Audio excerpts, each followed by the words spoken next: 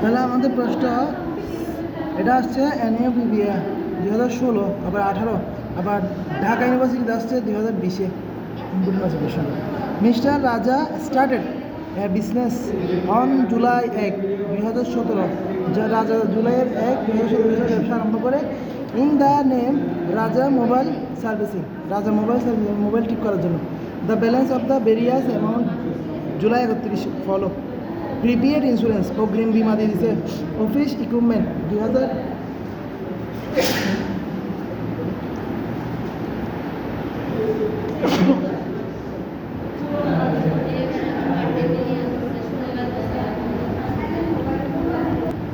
Notes payable দেওয়া আছে, unearned revenue দেওয়া আছে, সার্ভিস রেভিনিউ, সাপ্লাইস।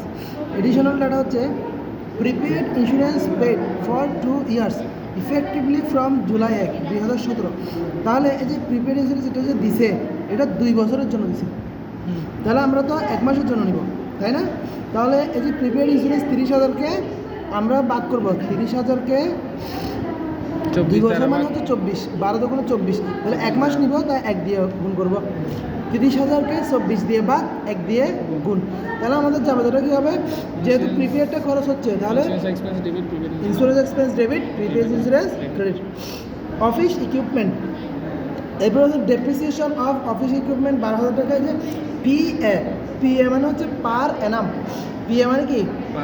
পার ANNUM, পার অ্যানাম মানে হচ্ছে 1 বছর। পার অ্যানাম মানে 1 বছর।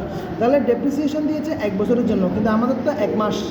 তাহলে 12,000-কে 12 দিয়ে ভাগ করলে, 12,000-কে 12 দিয়ে ভাগ করলে হবে আমাদের 1,000 ডেপ্রিসিয়েশন। তাহলে depreciation debit, accumulated depreciation credit. The notes payable 10% 6 month, note effectively July 1। তাহলে নোট পেবলের 10% নিতে বলছে 6 মাস মেয়াদি টাইম। তাহলে নোট পেবলের টাকা দেওয়া আছে এখানে 2 লক্ষ। 2 লক্ষ টাকা 10% হচ্ছে 20,000 টাকা, ঠিক আছে? এই 20,000 টাকাকে তাহলে আমরা কী করবো, 12 দিয়ে ভাগ করবো, 6 মাস পর্যন্ত নিতে বলছে না? তাহলে জানুয়ারি, ফেব্রুয়ারি, মার্চ, এপ্রিল, মে, জুন, তাহলে 6 মাস।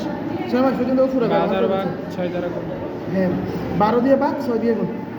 তাহলে নোটস পেবলের 2 লক্ষ টাকাকে 2 লক্ষ ইন্টু 12 দিয়ে ভাগ 6 দিয়ে গুণ, আবার 10% আছে 20,000 টাকা। 2 লক্ষ টাকা 10%, 10% মানে 2 লক্ষ টাকা 10% হচ্ছে 20,000 টাকা।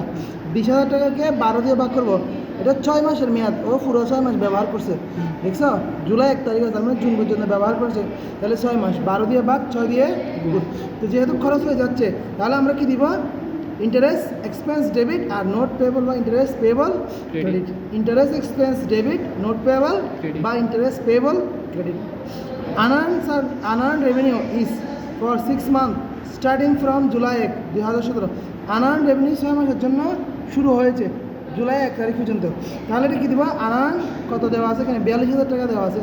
তাহলে unearned service revenue debit, service revenue credit কত টাকা? 42,000 টাকা। 6 মাস বলছে না? 6 মাস বলছে। তাহলে 42,000-কে আমরা 12 দিয়ে ভাগ 6 দিয়ে গুণ দিব, অথবা শুধু 6 দিয়ে গুণ ভাগ দিয়ে দিলে হচ্ছে। তাহলে unearned revenue is for 6 month, অনুপার্জিত রেভিনিউ শুরু হয়েছে 6 মাসের জন্য, স্টার্টিং ফ্রম জুলাইয়ের 1 তারিখ থেকে শুরু হয়েছে, মানে এটা শেষ হয়ে যায়নি কোনো, শুরু হয়েছে 6 মাস পর্যন্ত। তাহলে আনআর্ন রেভিনিউ ঠিক আছে 42,000। এই 42,000-কে আমরা 6 দিয়ে ভাগ করব। 6 দিয়ে ভাগ করলে যা হয় 6 × 42, 7,000 করে। তাহলে আনআর্ন সার্ভিস রেভিনিউ বা আনআর্ন রেভিনিউ ডেবিট, আর হচ্ছে service revenue credit. Service provided but unbilled টাকা 12,000। সার্ভিস প্রোভাইডেড মানে সেবা দিয়েছে, বাট কিন্তু আনবিল মানে বিল পাওয়া যায়নি। তাহলে কাউকে কাজ করে দিয়েছে কিন্তু টাকা পায়নি। তাহলে কাউকে কাজ করে দিলে টাকা যদি না পায়, অ্যাকাউন্ট রিসিভেবল ডেবিট আর service revenue credit. On July 31, unused supply shows as টাকা 1,000। অর্থাৎ জুলাইয়ের 31 তারিখে গিয়ে 1,000 টাকা সাপ্লাই থেকে যাচ্ছে। তাহলে সাপ্লাই যদি থেকে যায়, এটা তো সম্পদ, ঠিক আছে? Supply expense debit, supplies credit. বুঝতে হবে এটা? তাই এটা করো।